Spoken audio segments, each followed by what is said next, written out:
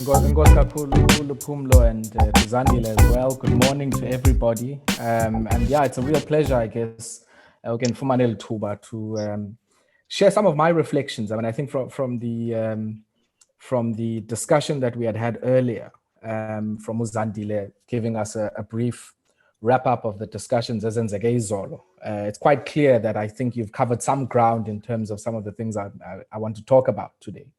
So I'm not going to, I guess, re-emphasize some of those things, but really I'm looking forward to the engagement and the interaction that we could potentially have over the course of the next 30 minutes to an hour or so.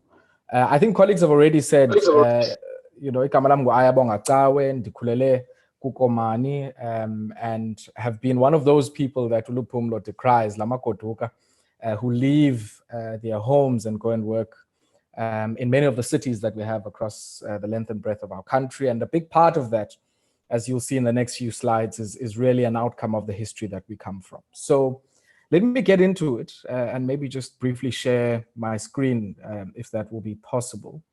And we can get into a discussion. Okay, can everybody see my screen? If you can just give me a heads up. Okay, cool. So I want us to maybe start off here. And I think Luphumlo has already mentioned, this is the title of the book that we released around May or so this year, titled The Economy on Your Doorstep, Why the South African Economy Misfires and What We Can Do About It. And a big part of what motivated, me to write the book had a lot to do with what I felt, even if you were able to grow the economy, as the NDP says, at 5%, even if you were able to have the best commodity prices, have low inflation, and really do all of the things that economists often say are the fundamentals, you would still have an economy that misfires for most. And a big part of that has to do with why we are going to talk about what we're going to talk about today. The role of the township, the role of what I call the native reserve, which is the township and even the margins of many of the places. And so the title of what I want to talk about today is also the title of one of the chapters in the book. And it's titled Securing the Base, the Home and the Future. It has particular resonance to the province of the Eastern Cape because that is the subject of that particular piece in the book. And I'd encourage many, friends, colleagues, and comrades who are on the call to go and engage and interact with the book, because in a sense, it's an outcome of many of the, reflections that I have had with and alongside many people, not only on the fortunes of the economy of the Eastern Cape, but I think many parts of the South African and African and even the economies of the global South that we need to grapple with and contend with. The image that you see on your screen at the moment is an image of what used to be called small business, this particular area. But it was part of, during the homeland regimes of Ciskei and Transkei, some of the work of the development finance institutions at the time. So this was the place in the township of Esada, just outside of Komani, where abantu abathungayo were people who would do knitting, sewing, people who had all manner of light scale manufacturing, auto repair and that type of thing. This is the space that they were located in. And in many ways, it's also a place that is a good starting point for us to reflect, because we can't understand where we are now if we really don't grapple and engage with the history that has made our townships just these spaces of consumption, rather than vibrant economies in and of themselves that are aimed at producing, engaging in distribution, having power over what we produce, and also, I guess, having power on the terms of exchange of what has been produced and distributed. And that for me is my interest, as an economist, as a broadcaster, as a policy worker, which is really to say, how do we begin to understand the power and the sometimes unequal power relations between those who produce stuff, those who distribute it, and of course, what happens within the sphere of exchange, and more so, of course, even in the sphere of consumption, as Uzandile was saying earlier on.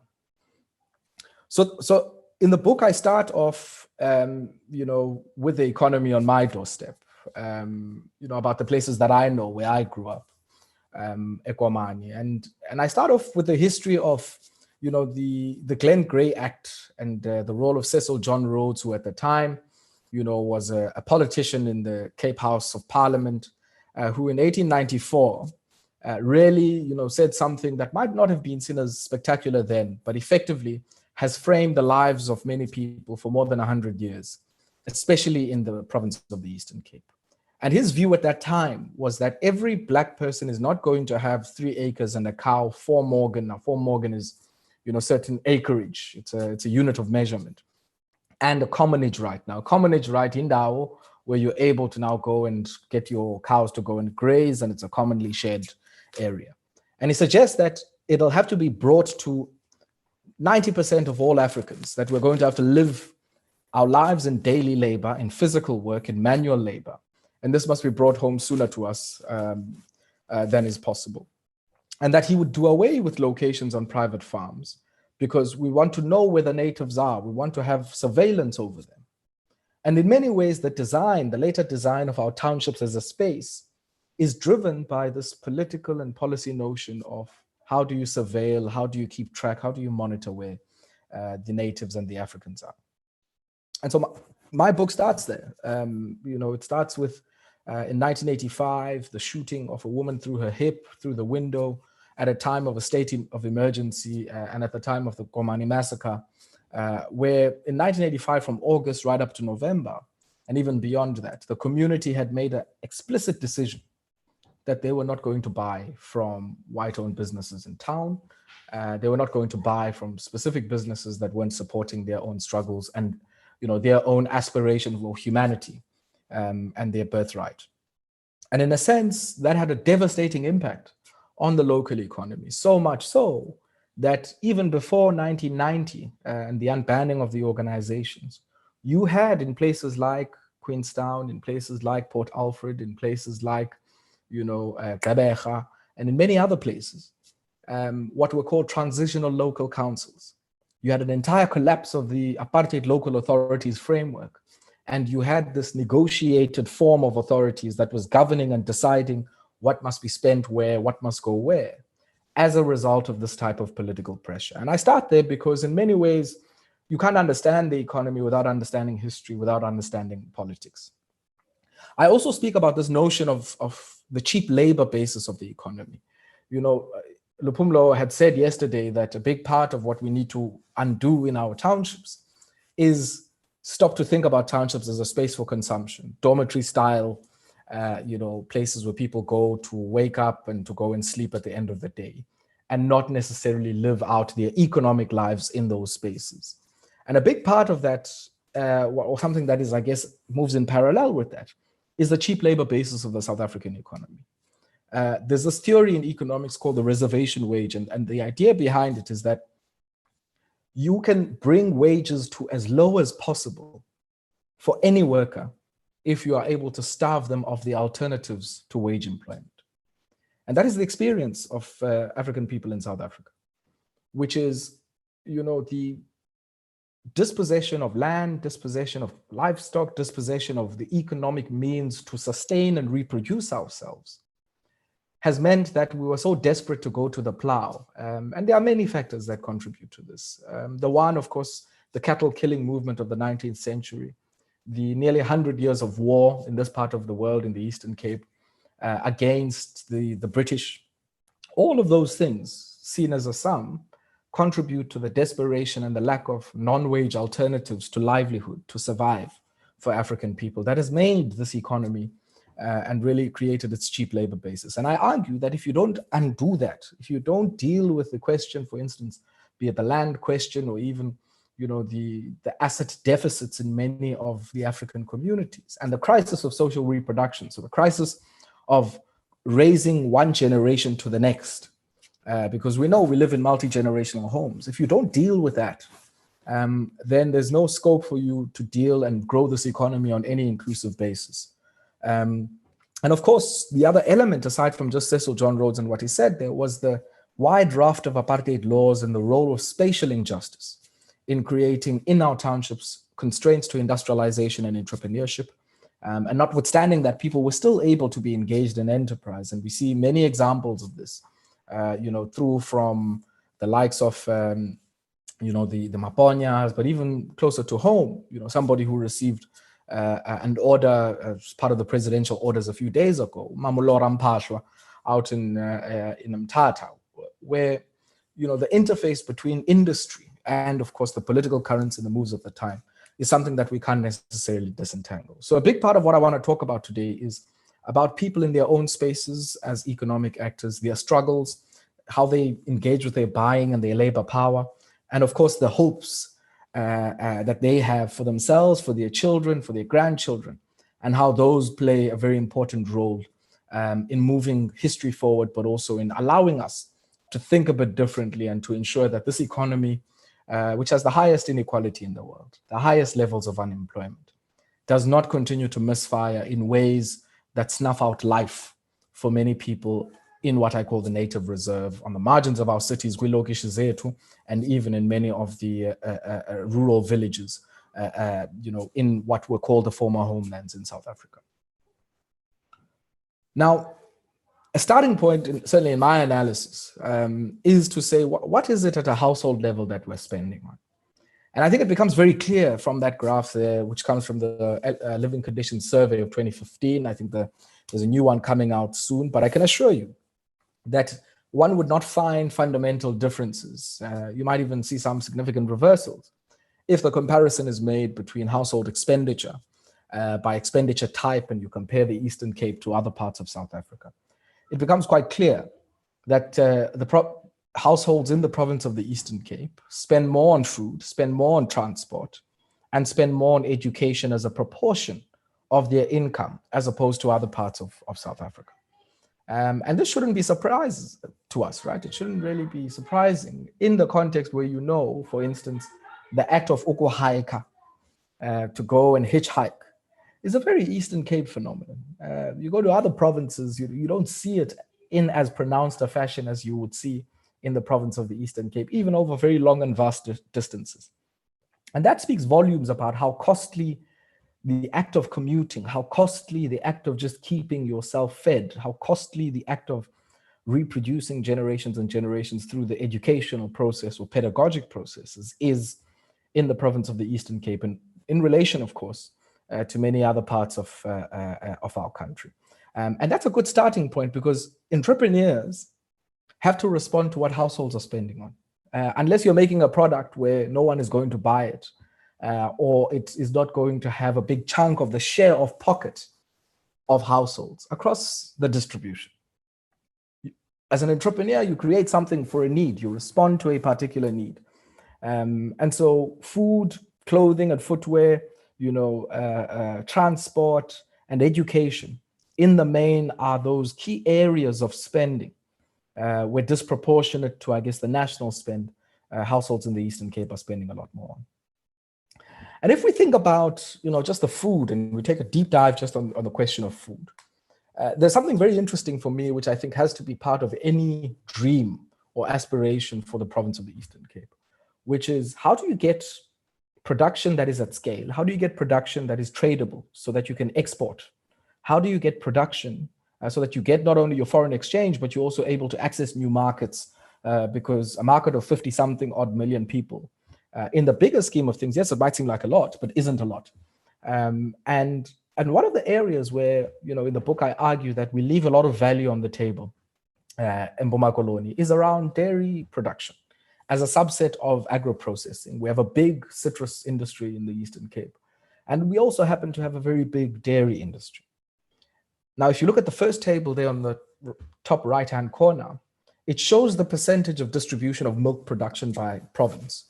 And comparing September 2009 and October 2019. And you can see the rapid changes that have happened in that period, over that decade in the Eastern Cape, where, a nearly 4 percentage point rise in the distribution of nationally produced milk has come through from the Eastern Cape. It's probably potentially a bit higher now than the Western Cape. But for our arguments, as we can see there, just under a third of all of the milk needs in South Africa are coming from the Eastern Cape, and of course the other 2/3 largely produced out in KwaZulu-Natal and in the Western Cape. Yet if you look at the graph below, so keep that in mind, that the Eastern Cape produces massive amounts of raw milk. And we've got some images there on the side of farms on the strip of where much of that is produced between, Buffalo City and Gqeberha, places like Alexandria, and many of the farmland in that strip of the Sunshine Coast. And you can see, if you look at that number, you would expect that actually we probably, with the milk we make a lot of amasi, a lot of yogurt, a lot of cream cheese, and we probably do.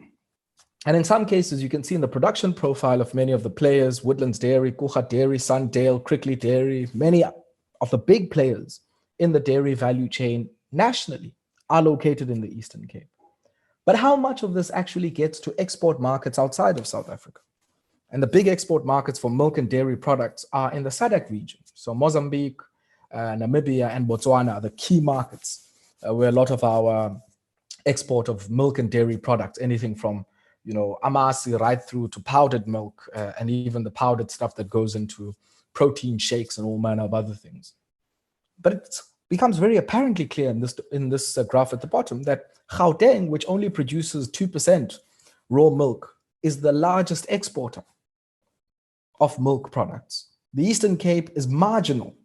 It's that red line, you can't even see it properly. Outside of Gauteng, it's probably the Western Cape that's the next highest export of dairy products outside of South Africa. And what that says to us is a very simple thing. It says to produce is not enough. You have to produce and add value. That's what drives the development process of any society. You have to move from just the raw production to higher value components, linked, of course, to what it is that you're producing. And in the book, I argue, for instance, with the type of raw milk advantage that you have, how you capture more of that value for the province of the Eastern Cape is to go into the high value product segments, the cream cheese, the butters, the processed cheeses that are in burgers and all manner of other things. And I had a fascinating opportunity over the last day or so to go and see a cream, well, not necessarily cream cheese, but processed cheese, slices that go on burgers, pizzas, and that kind of thing. A processed cheese factory out in the East London IDZ, which in a way is trying to respond to what I'm speaking to here, that you can capture much more value in the value chain if you are intentional about saying, I'm not just only going to milk the cows, put them into the cold chain that produces the milk, that produces all of the products that households consume, including UHT milk, which we call a long life. But you want to really get to the high value stages and also get to the type of product that is able to move from here to Kenya. So you need to get to the low fat elements of that value chain and even the powdered elements that allow you to access more export markets for your product. And that's one thing that certainly has to be on the agenda. It's the same argument, for instance, that one would make for the citrus chain, that you're producing a lot, but your composition of your export basket is not high value enough to create the knock-on value, knock-on jobs, and even the contributions to provincial output that come with going much further down in the value chain. Now, why does all of this matter? Well, it matters because it seems in terms of employment, we're moving backwards. So in the second quarter of 2008, 1.35 million people were employed in the Eastern Cape. This number declined to 1.24 million people in the same quarter in 2021. But the working age population, the number of people leaving school and joining the workforce, looking for work, didn't change. So in a sense, what you've seen is the working age population rising by more than 500,000, while the jobs you had have actually moved backwards. So you've got nearly, what I would say, 100,000 less jobs than you had in 2008. But you've got a working age population now that is out of the factory looking for work that has grown by more than 500,000.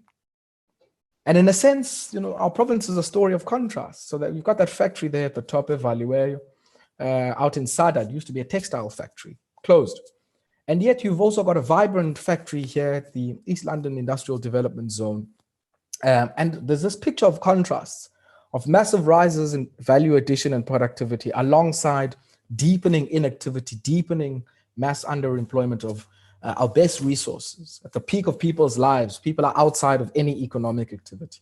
And it's the responsibility of anybody who calls themselves an entrepreneur to think beyond just expansions of profitability as the reason, the core reason for why they would do work. or that they would undertake enterprise, especially in the province of the Eastern Cape. Now, how do we respond to this? I think a starting point, as I said, is to unpack the economic relationship between firms, subsectors in the economy, households, and working people, and unpack those relationships in the context of consumption, production, exchange, and distribution. Because if we don't do that, then we're not going to overcome that cheap labor basis I was talking about earlier. We're not going to overcome this duality that you see in front of you in that screen. You're not going to overcome the native reserve in many of its life-taking manifestations in our lives. And a big part of this book really is around how do we confront and how do we overcome this native reserve as a key drag on this economy, as a key reason for why this economy continues to misfire. You know, where people outside of social grants and wages have no real basis to be able to sustain and reproduce their lives. And that's why even poorer countries have much higher unemployment than South Africa, because, you know, in many African countries, at least there's scope for you to go into agriculture or even the informal sector, if our course emsebenzi. Whereas in South Africa, you know, we over-police, we criminalize the informal sector, and effectively we've decimated any scope for subsistence agriculture to really give effect, you know, to its role in many developing countries of sustaining people in periods of unemployment for whatever reason. And so I argue that, you know, in a sense, with that situation and painting it as I did there, you know, people might then say, well, what do we do? Because, you know, that prognosis seems so bad. There's nothing we can clearly do to deal with that.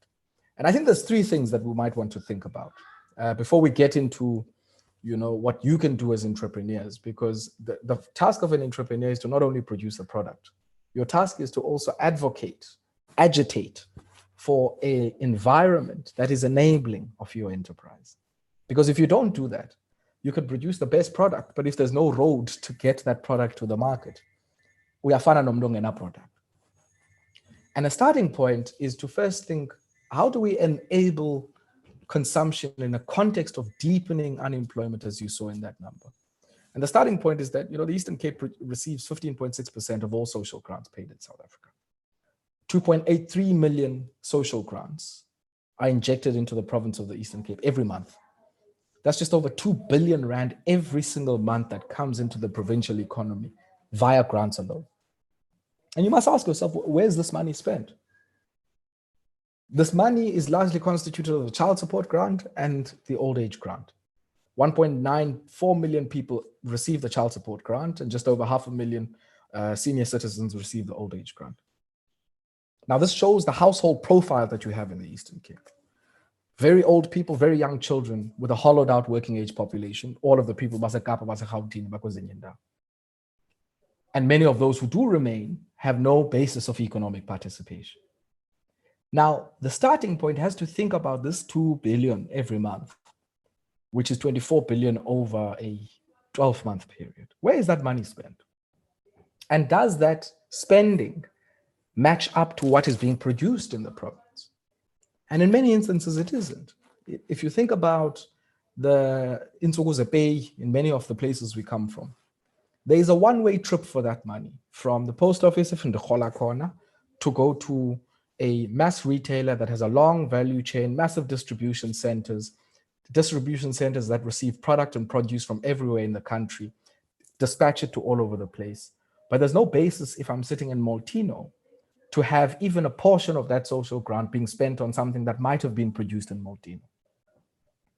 So in a way, you foreclose and you kojoshiwe the possibility of having some basis of localization. I think the second issue is around industrial policy, getting these types of industries working here, you know, from a wind tower component manufacturer at the top right through to Mercedes-Benz's plant there on the port of East London. You need industrial policies that are able to earmark specific economic activities that promote structural change.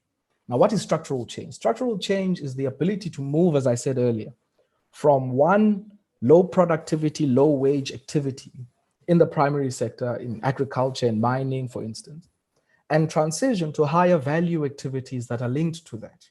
High wage, high productivity forms of work that have spillovers into other economic activities. Producing new goods, new technologies, transferring resources from traditional activities to those that are subject to increasing returns to scale. so that you're able to deal with all of these things. Now, of course, there are things we can do within the public sector mix to make sure that industry is incentivized to make the investments in value addition and in productivity improvements. And those are anything from public procurement to investment allowances to cost sharing grants and many other things. But all of these things are not going to be possible if you don't deal with the issue of developmental local government, making sure that local government has the capacity, integrated planning and coordination that makes sure that a regional economy, you take just the district as a Sarapatman, you've got primary production alongside industrial activity there. But it's the task of a developmental type of, local state bureaucrat, right through from the municipal manager through to a councillor, who will be interested in saying, how do we make sure that our development and settlement patterns and land use patterns create integration? They build the roads that are necessary. They build the connecting infrastructure that's necessary so that people can get scale economies via infrastructure and also facilitate residential investment, infrastructure, and of course, industrial investment as well. And there are many instruments and tools that exist for this. But if entrepreneurs in the province are not contesting the space around these things, then there's a massive opportunity that is lost there to influence the type of social change that arises from the grants we pay, from the incentives that we give to industry, and of course, from the local planning possibilities that exist. So I argue there are three things, as I said when we started. We've got to secure the base, we've got to secure the home, and we've got to secure the future. And in many ways, this is not just a framework for action for policymakers, but it's also a framework for action for entrepreneurs in the province. And I start with the securing the base. And maybe just to give some background, that picture here at the top was taken in Mount Frere. We went to visit a cooperative that was producing yellow maize for feed for some of their livestock in that part of the world. And they had a bumper harvest, the previous harvest. And the one guy showed us and he said, let's go to one of the members' houses where we've got a harvesting operation. And he says, look, we've got things where we crush it here, see, go here, and we make some feed and we sell some of that feed. But we've got a massive challenge. We've produced more than we can potentially add value to because we only have one machine. If we put all of this thing through that machine would be broken. We'd need another 3 weeks in Gonagala, even the things we have here. So we need a way. We don't have a market. Because even if we do process that and put it in bags, who's going to buy it? And that became constraint number one. And I argue that you can resolve that by ensuring that you link the production activity of that cooperative, MRK, in Mount Frere, to the purchasing decisions of the state. You need a way at a municipal and at a provincial level where you are targeting activities that you think are not only have export potential, but respond to household consumption, as we showed earlier, and those that have the potential to scale. But you're not going to scale that if you don't have a market. I'm not going to invest in scaling that or even getting a cold post-harvest, machinery in place there if those people are producing dairy or any perishable there, if there's no market. And I argue that one market that we haven't exploited are those 2.3 billion rand in grants that come in every month.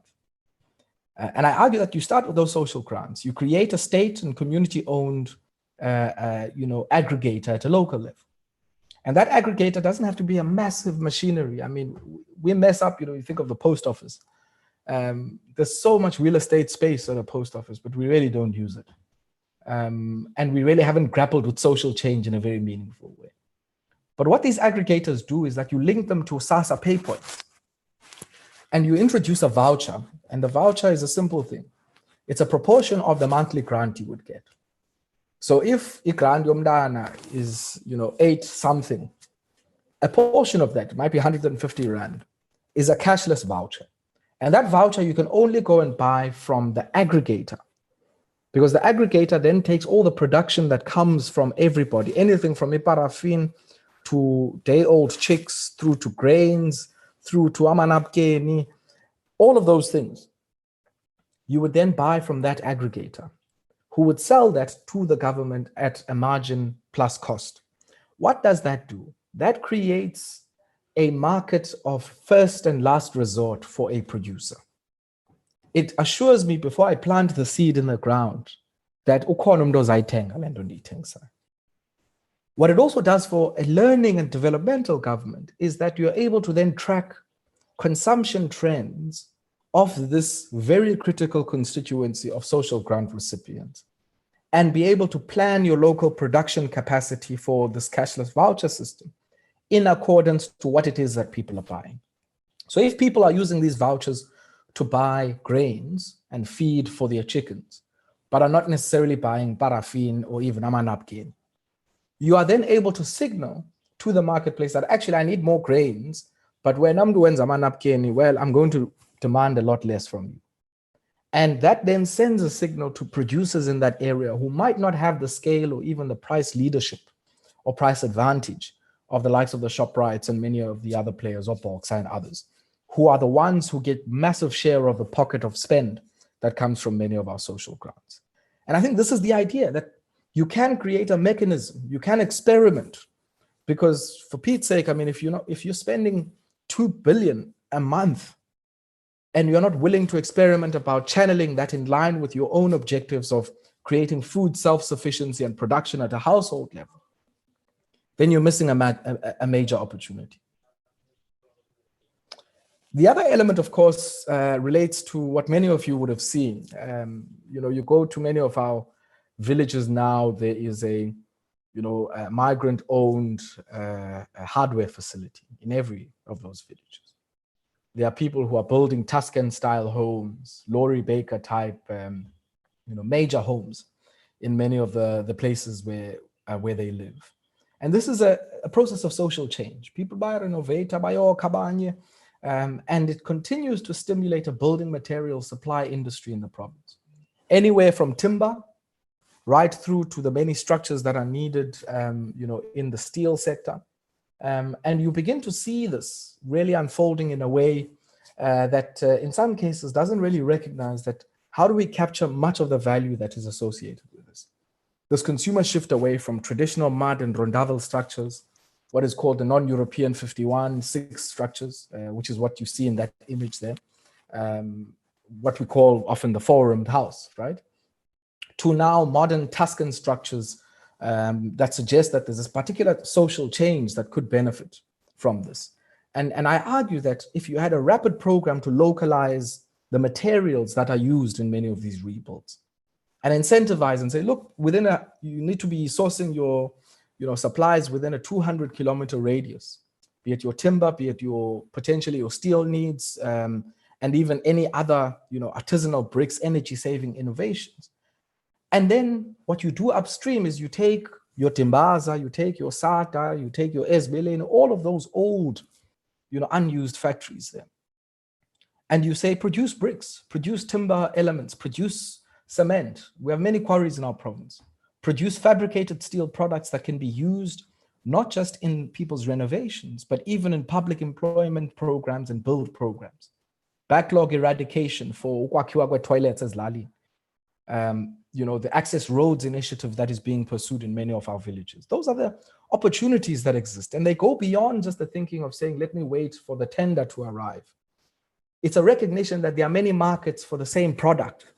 And if you're able to expand and scale the size of those markets for those products, you can scale the investments and the jobs that can arise in the production of some of these things. And these require inter-district, inter-regional linkages of producers in timber and steel and other value chains, and commitments to say, Tina will produce X amount for the backlog eradication program. But for that to happen, we have to take an approach that isn't just about getting the cheapest and lowest cost and incentivizing imports of many of these products, but is also about trying to make sure that in our one district plans within the district development model, we're able to get these production pledges and commit to long-term programmatic and strategic procurement of some of these products. And I think this is how we crowd in investment. This is how we crowd in all of the second round, third round opportunities that present themselves for SMMEs and for micro enterprises. So that you don't have a situation now where we know we've got a backlog eradication program that needs to run for 5 years, but every single day we're working in very slow, approaches here, trying to really make sense of what this is going to look like, and going out on tender every year, which creates this illusion of price discovery. When you know your intention as you tender is to build an industry, you would do it in a very different way. And I think this is where the debates around the reform of our procurement system also become very, very important. But I also want, I guess, in this notion of securing the home, to speak just briefly about many of our townships. You know, it's quite interesting that our townships, while many might be close to industrial production centers, if you think about in Gqeberha, you know, New Brighton, KwaZakhele, you know, Zwide, all sitting on the edge of industry. And similarly, in many of the former homelands, you know, Esbeleni sits on the edge of industrial investment. Yet, if you speak to many producers and entrepreneurs in many of those places, they are either adversely incorporated into that industry as buyers of the intermediate products, if you think about the retail informal sector chain, or they are not even engaged with that. There's little standardized production at scale. There's a very narrow product mix. And there's also a very unclear regulatory framework about spaces for residential as opposed to commercial use. And I've got a picture there, which, you know, comes from a recently published book by Sharman, Peterson, and Govender, where they look at the township economy and compare it, you know, to the township economy in a place like Namibia. And they look at you know, this notion of high streets. Now, a high street is often the street that is the entry or exit point into the township, or the entry or exit point from a massive transport node, if I can make that example. Now the reality of these many of these high streets is that what you have seen is, while the land might have been zoned as strictly residential land, there's been an increase on pavement type entrepreneurship opportunities for micro players, anyone from the hairdressers to food retailers and even hardware retailers now. But we're also seeing this emergence of specialized forms of retail, you know, electronics repair, you know, furniture repair in some cases, and even, I guess, you know, indigenous pharmaceutical, you know, sales that are happening in many of those places. Now, all of that change has happened without a response in our spatial configuration. Because what is happening now is that this is happening on public sidewalks.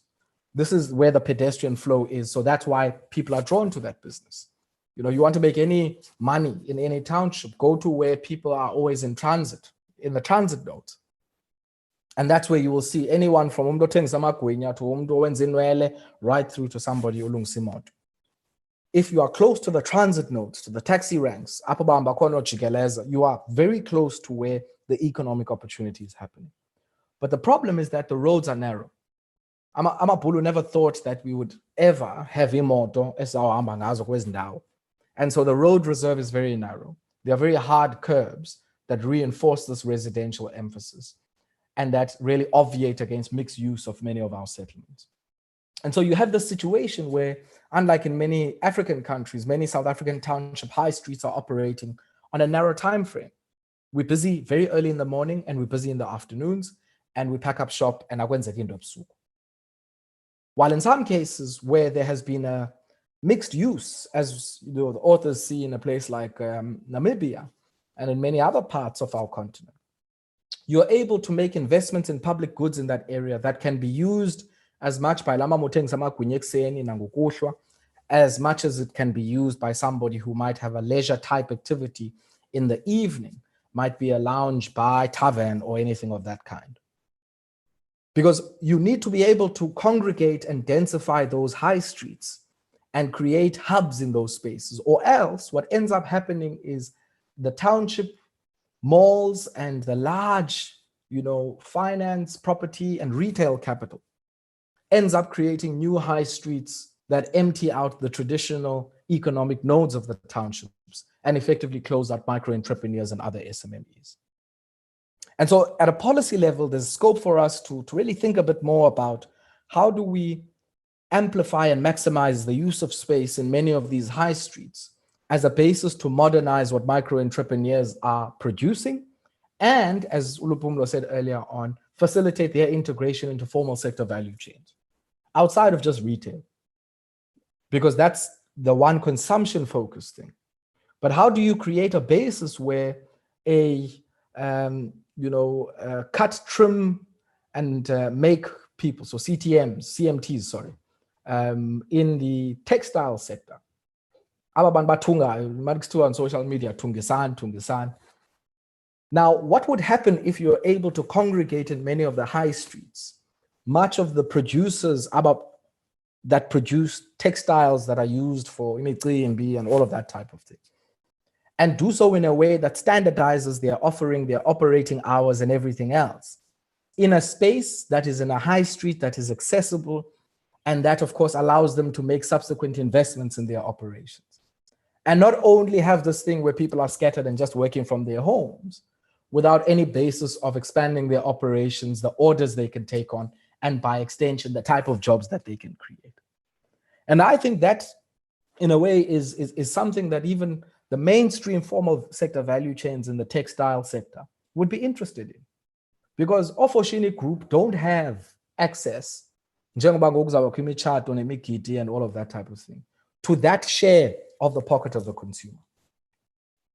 And there's scope for them to learn in a way that positions that product in the high value segment and allows for some equitable distribution of the value and the benefit that comes from Lama Mutungayo, who is now going to be able to scale her operation and focus on the high value part, which is the design, and be able to scatter where her orders are made, but following on a very standardized design that she can then interface and run as a line with some of the retailers or access space with some of the retailers as a producer. These are some of the things that we can potentially think about as we think about not only our townships as in terms of what we produce, but also in terms of where in our townships we produce it.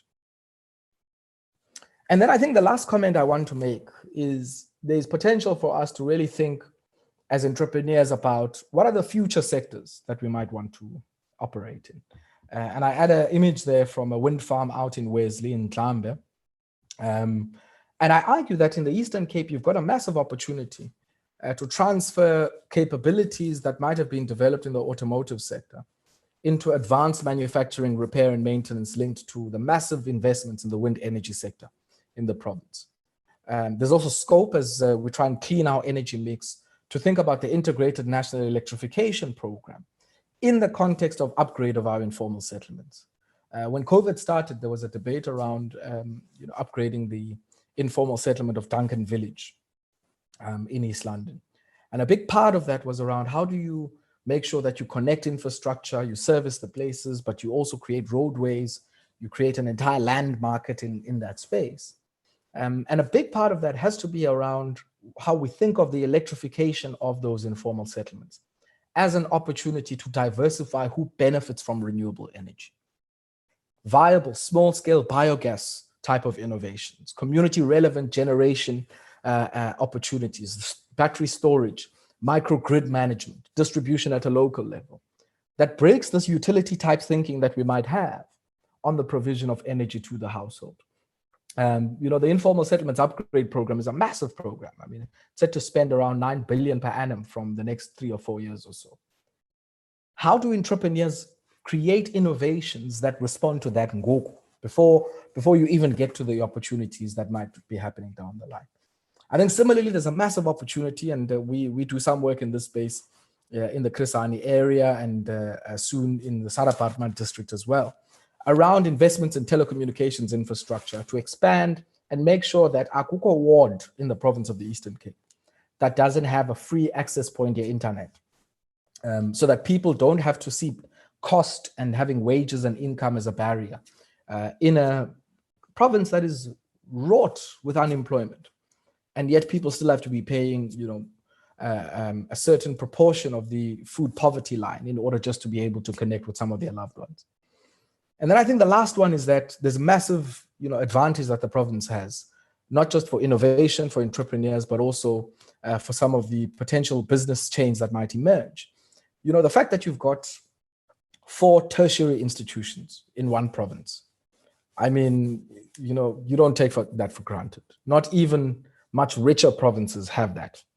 Wusu, Forte, NMU, Rhodes University, and many TVET colleges in the one province. And this is where we need to not only use the connectivity to connect people just for communications purposes, but to scale our connectivity alongside investments in global business services. It's sad, Kauso Komani, that to call an ambulance, you are rerouted to a call center in East London. Why is there no call center in that district that links you to the police, links you to the ambulance, links you to, customer service, Kamaspala? Why is that not there? Similarly, we're talking about chatbots. If you want to go on DSTV or you want to troubleshoot something, you can go on a WhatsApp platform and be able to troubleshoot that. Chatbots are used, artificial intelligence is used for that. What stops the province of the Eastern Cape and its many educational institutions in making complementary investments in that space as an avenue to capture the share of spend by global firms, not just nationally, global firms, in the offshoring of some of these digitally traded services? These are some of the big opportunities. And there's nothing that stops the investments from happening in many of our townships and creating spillover and incidental business opportunities and jobs linked to some of these investments. So I'm going to pause there and once again thank the organizers for the great invite and for giving me an opportunity to share some of my own reflections. And I look forward, I guess, to some of the questions and comments that will come hereafter. Thank you very much. Thank you very much, Ayabonga, for that. So much insight. Just understanding the economy, not just in a very, blended manner, but also very, it's very personalized, really very something that you can also relate to. So thank you very much. We do have just a question, or rather from Ubulelwa Hasane. She's saying that I'm interested to know your thoughts on what could encourage social capital in the Black community. And maybe you can take that, Ayabonga. Sorry, please ask that again. Sorry about that. She's saying that I'm interested to know your thoughts on what could encourage social capital in the Black community. What would encourage social capital? Yes. So I think the social capital is there. I mean, certainly, I guess maybe my understanding of social capital and maybe social entrepreneurship, I'm not sure, I guess, if that's where the conversation is. But it's quite clear. I mean, if you look at the savings base and the correlation of savings and money in group forms in many of our townships indicates that the social capital to come together to recognize one another in that way is there. So I'm not sure if, I guess, the question is linked to how do we encourage social entrepreneurship, which might be a bit of a different type of question. But if indeed that is the question, I do think that there's scope to do so much. But the starting point always has to be, what type of problem are you trying to solve for? And I think, somebody's suggesting maybe, Bulelo might want to ask the question herself. Yeah. And maybe, yes, Bulelo, you can maybe unmute yourself, or maybe you can rewrite the question like in the chat box. Maybe Ayabonga could understand the question better. Also, I also had a question, Ayabonga. I always wanted to find out, right? How can not how rather, but the political system that we are currently having in South Africa, how much of that is contributing directly to the activities of like the town, like in township settings and even in the rural settings, because I'm just like trying to think that as much as all these productions are happening in a very small scale, but how is that an influence from like to the political system that we are currently in? Yes. I think that's a very, very good question. And I think the influence moves in two directions. The one is, how does what is produced or not produced influence the political system itself?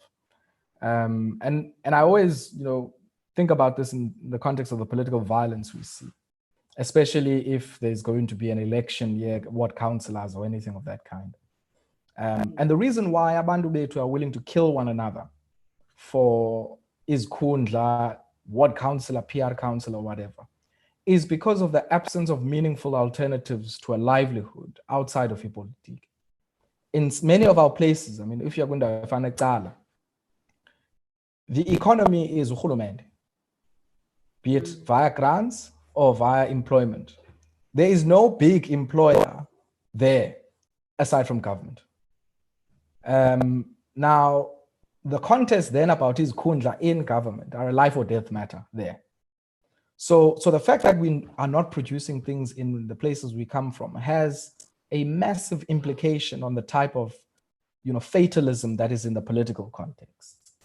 Now, the other side of that might be, how does the configuration of our political dynamics in the province influence the space for entrepreneurs?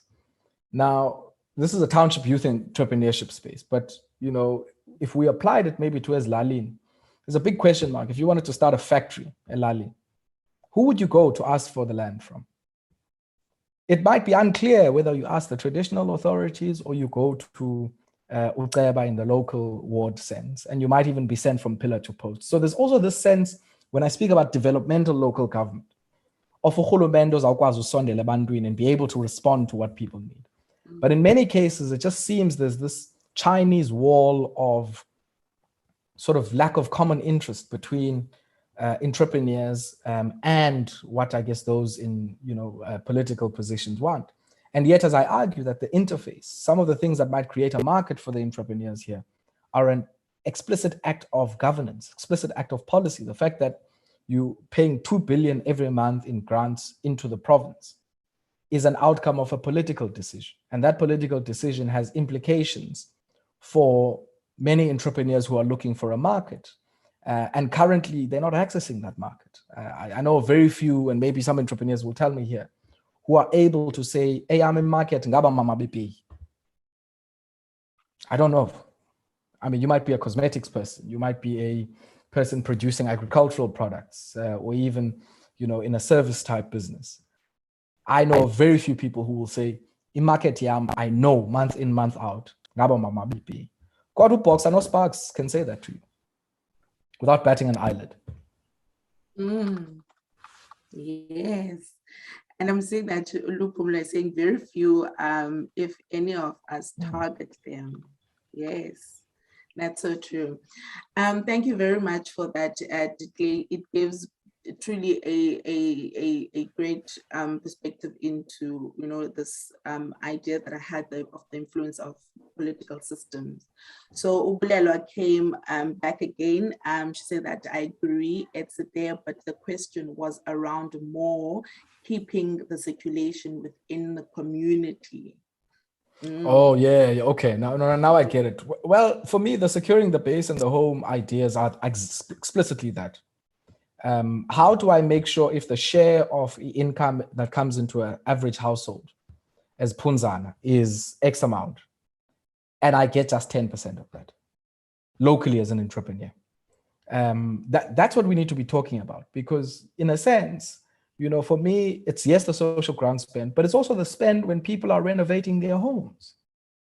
It's not only the labor that must come from local, but the materials themselves must come locally. We've got beautiful forests, some even state-owned in the province of the Eastern Cape. I don't know how many of those forests make some of the roof trusses at Zetimba that go into renovations of homes as Lali Naselokshin. I don't know. But what becomes very clear to me is that there's a lot of material that's coming in via imports, be it cement, be it timber, be it steel frames and trusses. And I think there's massive scope for entrepreneurs to play in that space, so that you don't lament that, oh, my friend, downstream are selling in hardware stores and all manner of other things, when you have not given them an opportunity to localize that. Because then the agitation is a bit different. If you've got local opportunities, sourcing opportunities for them, the discussion then is one of saying, well, Sanibona, you are importing these things. Why aren't you buying them locally?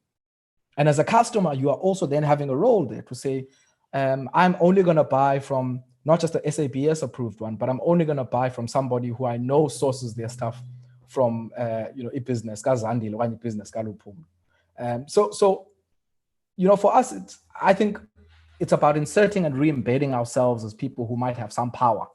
And that power comes with our labor power, and it comes with, what we have, with what we've worked so hard for in terms of the rands with which we buy.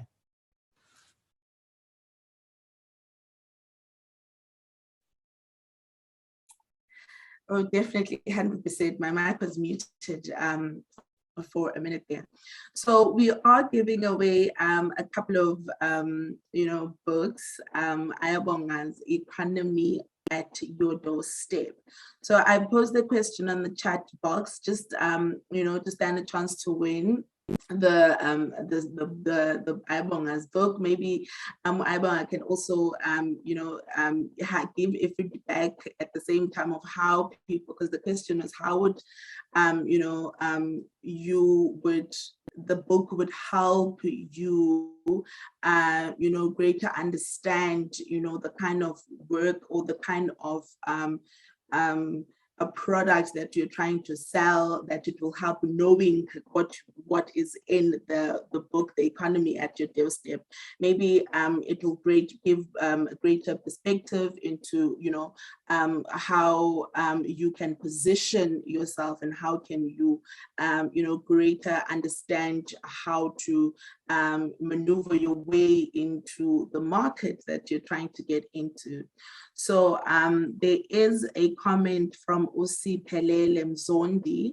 I want to have my college in Elliot Ekowa, where can I go to make that a reality? An entrepreneur has to be aware of a need.